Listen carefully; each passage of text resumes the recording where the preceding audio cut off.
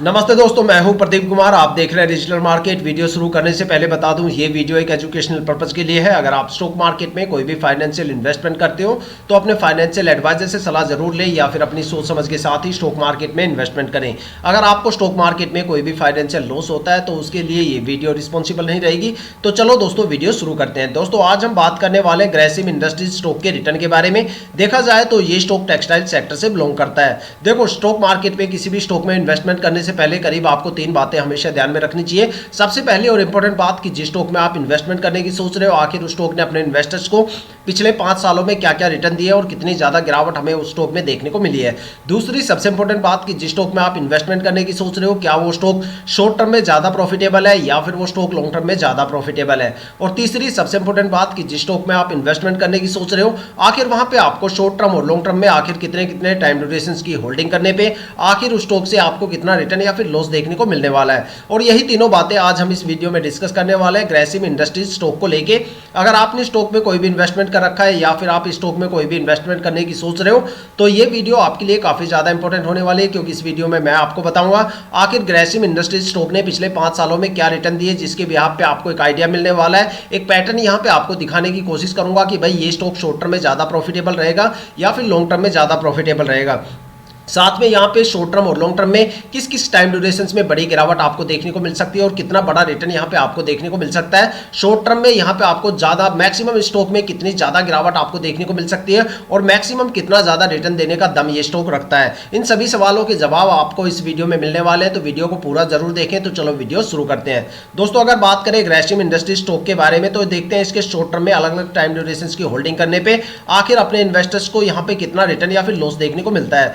अगर 1 वीक की होल्डिंग की बात करें तो स्टॉक में करीब यहाँ पे 3.5% की गिरावट और लॉस देखने को मिला है। और अगर स्टॉक में 1 मंथ की होल्डिंग की बात करें तो यहाँ पे 10.25% के करीब एक अच्छी खासी गिरावट हमें देखने को मिलती है। अगर इस स्टॉक में 3 महीने की होल्डिंग की बात करें तो 3 महीने में स्टॉक में करीब 13.5% से ज्यादा की गिरावट और लॉस हमें देखने को मिलता है। और अगर इस स्टॉक में 6 मंथ की होल्डिंग की बात करें तो स्टॉक से करीब 11.5% के करीब एक अच्छी खासी गिरावट और लॉस हमें स्टॉक से देखने को मिलता है। अगर स्टॉक में 9 मंथ की होल्डिंग की बात करें तो यहाँ पे 5.25% से ज्यादा का रिटर्न हमें देखने को मिलता है। अब बात करने वाले स्टॉक में लॉन्ग टर्म को लेके देखते हैं। लॉन्ग टर्म में अलग अलग टाइम ड्यूरेशंस की होल्डिंग करने पे आखिर हमें स्टॉक से कितना रिटर्न या फिर लॉस देखने को मिलता है। अगर स्टॉक में 1 ईयर की होल्डिंग की बात करें तो स्टॉक से हमें करीब 13.5% से लेके 14% तक एक अच्छा खासा यहाँ पे रिटर्न देखने को मिलता है। अगर स्टॉक में 2 साल की होल्डिंग की बात करें तो यहाँ पे स्टॉक ने 2 साल में 40% के करीब एक अच्छा खासा रिटर्न दिया है। और अगर स्टॉक में 3 साल की होल्डिंग की बात करें तो स्टॉक से हमें 49.5% का एक अच्छा खासा रिटर्न देखने को मिलता है।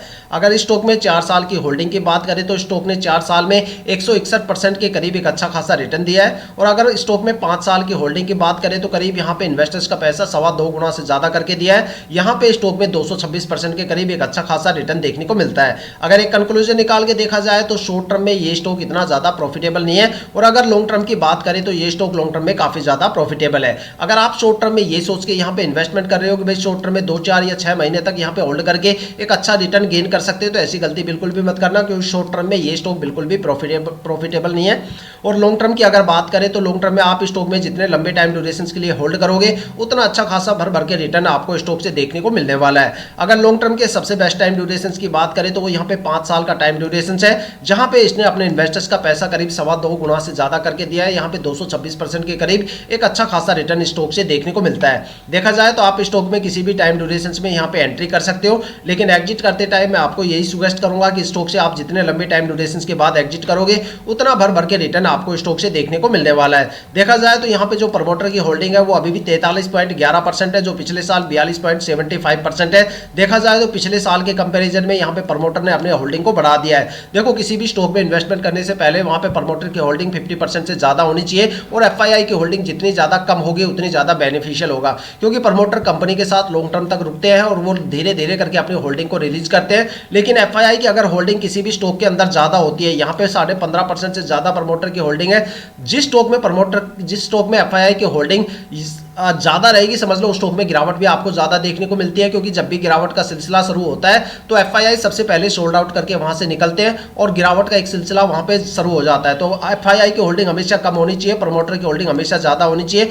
दूसरी सबसे बड़ी बात कि एफआईआई क्या मतलब होता है कि भाई फॉरेन इन्वेस्टर्स, वो इन्वेस्टर्स जो इंटरनेशनल और ग्लोबल मार्केट में इन्वेस्टमेंट करते हैं, जब उनको पता चलता है इंटरनेशनल लेवल पे पिटाई का माहौल शुरू हो गया तो वो यहाँ पे भी सबसे पहले बिकवाली करके निकलते हैं। इसी वजह से उनकी एनालिसिस हमारी एनालिसिस से काफ़ी एक्सपर्ट लेवल पे होती है, तो इसी वजह से एफआईआई की होल्डिंग कम और प्रमोटर की होल्डिंग 50% या उससे ज़्यादा वाले स्टॉक में ही आपको इन्वेस्टमेंट करना चाहिए। तो दोस्तों ये थी अब तक की सबसे latest information Grasim industries stock के रिटर्न को लेकर। अगर आपके माइंड में कोई भी ऐसा स्टॉक है जिसमें आप इन्वेस्टमेंट करने की सोच रहे हो या फिर आपने उस स्टॉक में इन्वेस्टमेंट कर दिया और आपको उसके रिटर्न के बारे में बिल्कुल नहीं पता, तो आप हमें कमेंट करके अपने स्टॉक का नाम बताइए। हम आने वाली वीडियो में आपके स्टॉक को जरूर कवर करेंगे। अगर आप इस वीडियो या चैनल पे बिल्कुल नए हो तो चैनल को सब्सक्राइब जरूर कीजिएगा, ताकि हम जितने भी डीपली एनालिसिस करके आप लोगों के लिए वीडियो लेके आते हैं उसकी नोटिफिकेशन आप तक सबसे पहले पहुंचे, ताकि आप स्टॉक मार्केट के हर पहलू से रूबरू रहे, अपने आप को अपडेट और अपग्रेड करते रहे। इसी के साथ ये वीडियो समाप्त करते हैं, मिलते हैं नेक्स्ट वीडियो के साथ।